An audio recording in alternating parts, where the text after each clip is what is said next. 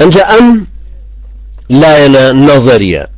چۆن هەموو فکرێک پێویستی بە ممارەسە هەیە هەموو نەزەریەیەک پێویستی بە تەطبیق هەیە لە ئیسلامیشا باوەڕ ئیمان پێویستی بە عەمەلی صالح هەیە عەمەلی صالح لە دوو شتا دەرەکەوێت یەکەم پەروەردەکردنی تاکە مسلمانەکان لە عەقیدە و گشتی ڕەسەنی پێغەمبەران و ڕەفتاری بە هەستی کۆمەڵکاری تا یەکیەکیان فێری تەفاعول و توانەوە لە برایەتی ئابن اینجا هەریەکیان لە ناخیا هەست بە ئینتیمای ئومەتەکەکە بەکردەوەش ممارەسەی ڕۆژانەیەکە دوایەوەی هەر لە ژیان هەرەوەزیەکەی خۆی ئەزانێ جێگا و ڕێگای کامێ یان با بڵێن کە شارەزا بێ ماف و ئەرکەکانی کامانن ممارەسەیەکە لەگەڵ تاکتاکی ئەو کۆمەڵگەیە و هەروها لەگەڵ ئەو کۆمەڵی کە ئیشیان لەگەڵ ئاکات ئەمە تەطبیقکردنی تەوحیدەکەیە لە ئومەتەکەیە تطبیقکردنی تەوحیدەکە ئەم جارە لە بزاوی گۆڕانکاریە بریتە لە دەعوەکە ئەمە مەیدانی عەمەلیە کە بریتە لە بەگەڕخستنی ورە و وزەی کۆمەڵکارانەی ئەم ئەندامانەی باوەڕیان بە دینەکە هێناوە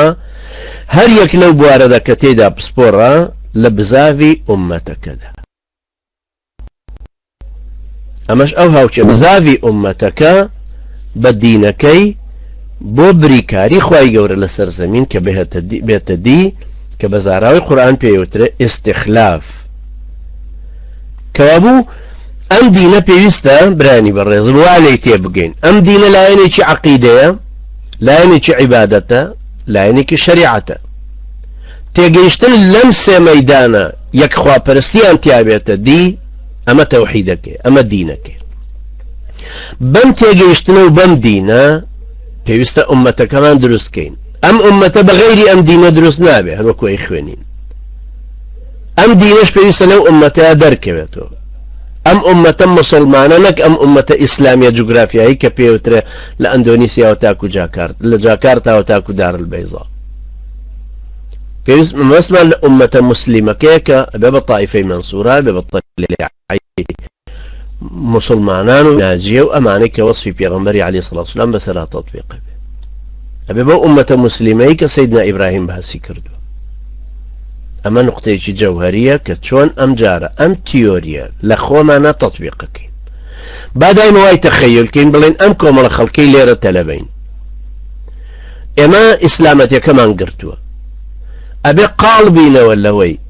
کە تەوحیدەکە لەکوێیە تەوحیدی خوای پەروەردگار یەکەم لە باوەڕهێنانایە دووهەم لە پەرستنی خوایەیە سێهەم لە یاسا و ڕەسا هەیە لە شەریعەتەکەی خوای گەورەیە لە بەرامبەریا شرک هەیە شرک لە دید و تێڕوانینە هەیە شرک لە پەرستنەکانە هەیە شرک لە یاسا و ڕێسایە هەیە ئەگەر ئێمە لەم دینە ئابەم شێوەی یەکێکمان وا تێگەیشتین وەکو زانیاری وەرمان گرت پاشان وەکو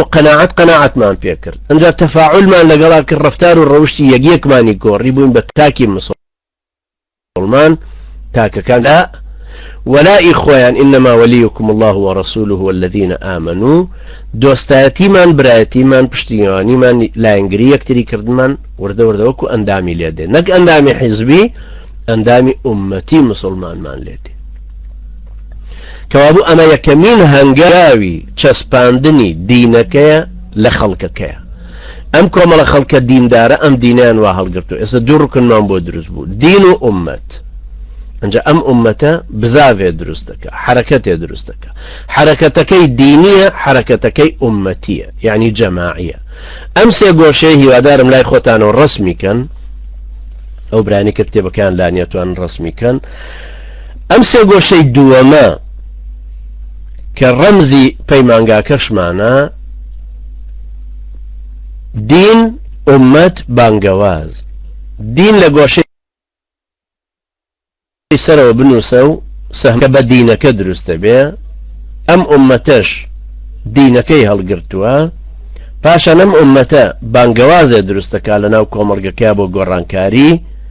ئەو بانگەوازەی جەماعیە بە کۆمەڵ بانگەوازەکە هەڵەگرن چکە تاکتاک کاریگەریەکی گەورەی لەسەر کۆمەڵگەی جاهیلی بەو شێوێ نابێ